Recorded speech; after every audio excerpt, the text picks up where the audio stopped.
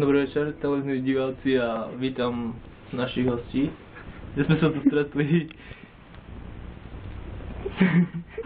vyriešiť zásadný problém.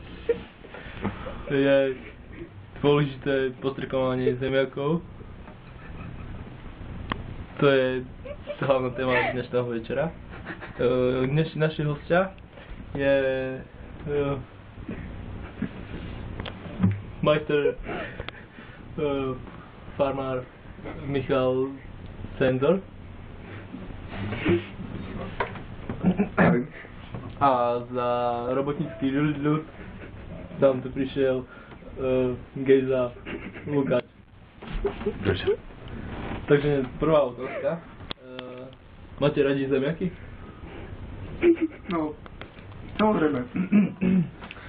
Ako malý chlapec, viete, z vlastnej skúsenosti, chodil som pomáhať babke na polu, vyhľadal z bandurky.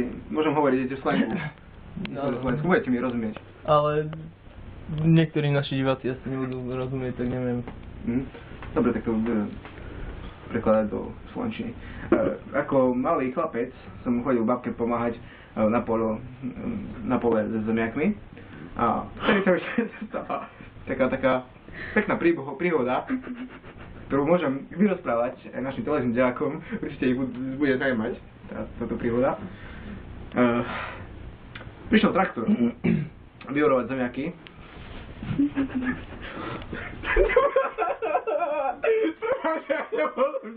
Dobre, bola strašne jednoduchá otázka. Máte radi zemiaky, áno alebo nie? V krátkosti, lebo nemáme času. O tej dobe sa nemôžem na zemiaky ani pozrieť. Dobre, pán Gejza Lukáš? Ja zemiaky mám rád. Máte rád, áno. Čo si myslíte o postrkovaní zemiakov? Ako to vplýva na zdravie človeka? A vy ako odborník? Testosterón, pán testosterón. Postrkovanie zemiakov má pravdivý vplyv určite. Myslím si, že na mnohé organizmy, ktoré žijú v tejto oblasti. A myslím si, že postrkovanie zemiakov je veľmi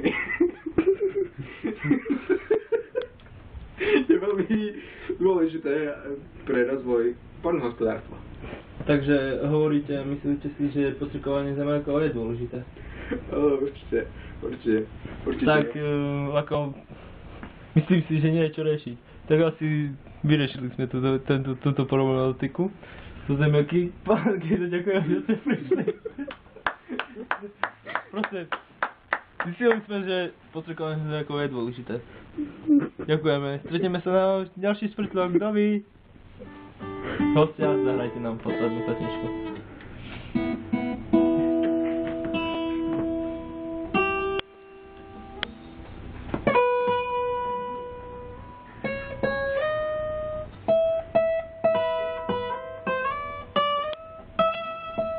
Zemiaky.